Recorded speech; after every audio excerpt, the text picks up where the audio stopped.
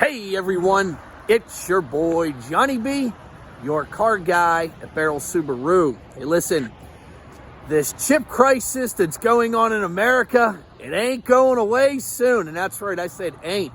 My teacher wife would have my backside if she saw that, so don't tell her. Listen, I wanted to put something out there, keep you in tune with the cars, see what's going on. So today I'm just going to give you a quick walk around of a 2019 Subaru Forester, a Touring Edition. Now there hasn't been that many changes to this from 2019 to 2021, so I figured this guy here only has 10,000 miles. We might as well get into it, see what's up with this bad boy. So right up front, you've got a 2.5 liter four-cylinder engine, which is pretty standard in this size SUV. It's in the RAV4, it's in the Nissan Rogue, it's in the CX-5, and in our Forester. Produces 182 horsepower. With the Touring Edition, you can see these silver cladding points down here and on the sides. You'll see it up there on the roof rails as well. They're accent pieces. They're just meant, it's a higher trim level, excuse me, meant to make the car pop a little bit, right? It does have the symmetrical all-wheel drive system. It's one of the best all-wheel drive systems on the market. It is not a part-time system. You will find that part-time system in the RAV4, the CX-5, the Rogue. Those only activate into all-wheel drive after there is wheel slippage. That doesn't happen with this guy because the all-wheel drive is hitting each individual wheel all the time. It's a full-time system. You can see there's LED daytime running lamps, fog lights, and headlights. It's got steering responsive headlights. So steering responsive headlights, just to give you a quick, if you've got normal headlights, the headlights as you're going around a bend, they kind of trail you, right? Because it's static, it's straight, and it kind of trails you going around a bend.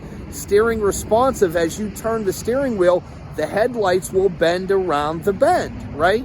So it gives you greater visibility at night. Plus you have high beam assist on this, which means you can run it in high beams, and unless someone comes up to you or pulls out in front of you, it'll stay in high beams. If somebody does pull up in front of you, it will go back down to low beams and then flip up to high beams as they move on. Again, accent pieces on the mirrors with the silver chromed out door handles. Wow, 51 years worth of life, folks. That happened right there in front of you. 18-inch wheels. It's got a beautiful look. It's one of the reasons why a lot of people love these Foresters. Now let's go inside and take a look on the inside. So giving you a quick sweep across, the Forester is utilitarian in its look, or its outlook. Its overall aesthetic view is what I really mean. We're going to get into a couple of the things that are in here. But you got power seats. The Touring Edition does have a power driver seat and a power passenger seat, along with heated seats. Automatic vehicle hold. That is a wonderful feature that will keep you engaged in braking if you take your foot off of the brake. If that's activated, it'll keep you in a brake position. It has different gearing ratios for snow and dirt and deep snow and mud, and then your normal four-wheel drive system or all-wheel drive system. Going up here, you'll see the big backup camera, and it has reverse automatic braking. Now, reverse automatic braking operates like this. If you're backing up and the sensors are picking up a stationary object and you're not paying attention to it and you don't put your foot on the brake, it is designed to apply braking so you don't smash up the back of your car. Pretty neat feature. That's what reverse automatic braking is. But you'll see these lines, green lines, 2 of them. That's 7 feet from your back bumper. That's 5 feet from your back bumper. This yellow one is 3 feet from your back bumper. And this red line is about 1.5 feet from your back bumper. It also has parking sensors, so the closer you get to something, it will start beeping at you so you don't hit it. Again, just trying to avoid smashing up the back of your car. It also does have navigation. There you go. You can see it better like that. It's powered by TomTom. Now, I will tell you, with any navigation system in a car, about every 3 years, you'll have to update that system, simply because of the changes that go on all the time. Now, these vehicles do come equipped with Apple CarPlay and Android Auto. So if you'd rather not deal with that, just deal with Google Maps or whatever, because they're constantly updating that. Once you plug your phone in, you'll be able to put your navigation that's on your phone on this middle screen. The mirrors, right there, look at that guy. He's pretty cool. The mirrors are auto-dimming mirrors all the way around, right? So whenever you've got that guy that's in the back of you with their LED headlights that are on high beams, just blinding everybody down the road, these things are going to automatically dim that so you are able to see. Home link, so you can program your garage door openers if you have any. Now, these two cameras right here, this is called your EyeSight Driver Assist package, and these have a couple of different safety features attached to them. The first one here is lane departure warning. So this lane departure warning, after you're going over 30 miles an hour, if you're sliding one way or the other towards the lane markers without a turn signal, it's going to beep at you to tell you to pay attention to the road. This is forward emergency braking. So if you are driving down the road, this operates differently from reverse automatic braking. Driving down the road, if you get too close to the car in front of you, the system is designed to measure the following. It's designed to measure your rate of descent, how you're applying your foot on the brake pedal. Are you going to stop in enough time before you hit that car in front of you? How fast you're going? Bunch of different calculations going on. If it determines that there's a possible collision coming up, it's going to apply the brakes in an attempt. I always say that, in an attempt to avoid a front-end collision. Listen, this is all technology, all sensor-based. You are still ultimately in control of the car. So please keep that in mind. But it does have forward emergency braking. It does also have intelligent cruise control. So whenever you turn on the cruise control, you'll see there are 4 bars in front of that car. If I hit this down button right there, it'll make it 3 bars, 2 bars, and 1 bar. Now what that is you can set your speed, how fast you want to go down the road. If somebody cuts in front of you, those bars represents the amount of space in between your car and their car that this system will provide. So it will apply the brakes and give you a cushion because someone zipped in front of you. Make sense?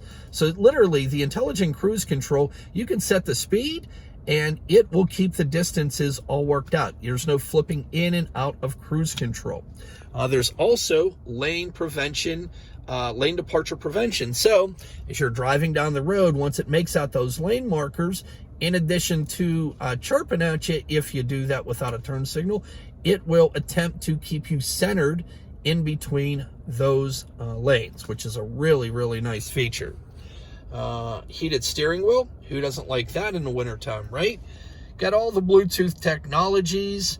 It's a really, really great system. And you'll see this guy right here. See that little snowflake right there? That is telling you that there are possible icy conditions outside of here. And then the guy in the middle, that little green guy right there, that's this guy right here. This is called driver mitigation. And what it does is it's scanning and reading your face. Not scanning in like a, the government's tracking you kind of thing, because that would be weird. Ha! It's not doing that at all. What it's doing is it's looking at your face and it's saying, is this guy's or is this girl's face pointed to the road? Is it paying attention to driving? If you're one of those people that like to text and drive, and that's a big no-no. Okay. Hey, if you're one of those individuals, this system, that driver mitigation system, is going to yell at you unless you turn the system off.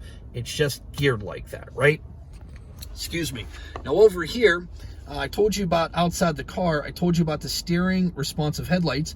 You have the ability to turn that off. In fact, you can turn off all of the safety equipment that Subaru puts on here for you. Auto stop start, you can turn that off. Now, auto stop start was something that, and all the manufacturers are doing it, and it's an attempt to reduce the emissions that these cars put into the environment. So whenever you're driving down the road and you come to a full and complete stop, it shuts the engine off. Now, when you take your foot off the brake and put it on the accelerator, it starts the engine back on. You'll feel a little shudder, right? And some people don't mind it. My wife could care less about that, right? She's in her car, it does it, and it doesn't bother me either. I'm used to it, but there are people out there that literally hate it. They're like, hated it. So if you're one of those people, that button right there allows you to turn it off. Now, this turns off your blind spot detection system, and I don't know why you'd want to do that, but the blind spot detection really is this guy right here. If you're traveling down the road and someone comes up into your blind spot on either side of your vehicle, this will light up yellow. If you put your turn signal on while it's lit up yellow, naturally you're going to look at the mirror to see if the path is clear. It'll start flashing at you to let you know, hey, there's still somebody here. It also has rear cross traffic, so whenever you're backing up, if there's someone walking behind your car or a car driving behind your car, that'll start flashing on either side to let you know that it's not clear to back up. Just a safety feature there for you. And then, if you can see it, you've got a pretty big moonroof, right? It's about 1.5 size, so it's not a dual panoramic, but I would say that it's 1.5 times the size of a normal moonroof. All right, that's all the front stuff. That I want to cover. Let's check out the back. All right, now I am in the back, and I was sitting in this seat right here. You just saw me, and you can see from a back perspective, I probably have 4 inches worth of space for knee leg room, which is important for bigger people. I mean, I am 6 feet tall, and I've got plenty of space and headroom. As you can see, got a good 3 inches there above my head as well. And this is with the moonroof. The moonroof takes out about 1 inch worth of headroom, inch and a half. So you can see I'm not obstructed from that. Also, I got the second row, the passenger side over here down to let you know that we've got a 60-40 split on the rear seats that do fold down, right? And on the Touring Edition, you do get heated rear outboard seats, which is nice. All right, so the rear of the vehicle, this is a rear power rear gate. I just hit the buttons on the side, inside. Right, it's an automatic thing. It's got 2 buttons on the inside to close the back again, but this will just close the back. This closes the back and locks all of the doors, right? So back here you've got plenty of cargo space, and we've got all-weather mats throughout. That's a Subaru thing. They love doing that, just because we know that all probability you're going to take this thing off-road. It does have a cargo cover, so you can keep all of your stuff private if you're out, shopping. It is holiday season right now, so you can cover the entire back seat. And then over here, you've got a little lever that will automatically, it doesn't pull them back up, but it will drop them down. Pretty neat feature. All right, so the last thing I'm going to show you here is this X mode right here. You'll see that there's a snow and dirt mode and a deep snow and mud. And I will tell you that it is mainly used for downhill braking assist. If you just heard that beeping there, I have it in reverse. I haven't put it back in drive yet, and someone was passing. That's the rear cross traffic that just went off, if you heard that beeping. But as I drop this into drive, and all I do is turn this to the left, right? You'll see this little green guy come on right there. And over here, he's going a little downhill. Now, all I do is take my foot off of the brake. And what that allows it to do is the system itself will do the braking. I'm doing no braking here, right? So what I can do is just concentrate on steering the vehicle. The system, literally, I'm going straight downhill and 2 miles an hour, folks. I don't have my foot on the brake. I mean, 2 miles an hour. That's what downhill braking assist does. It's a pretty cool feature for wintertime driving, or off-road driving for that matter. All right, folks, that was a pretty decent walk around on the Subaru Forester. Hope you enjoyed it, all the different systems and bells and whistles, if you will, that the Subaru Forester Touring Edition provides.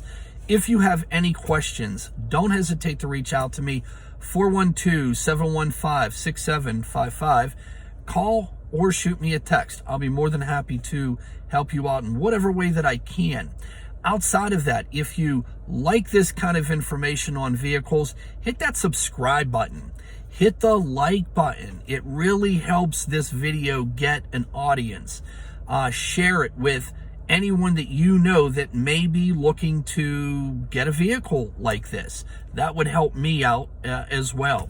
Again, hope you guys enjoyed the video. Hit that like and subscribe button. Smash that like button if you will. And have a good rest of the day. See ya.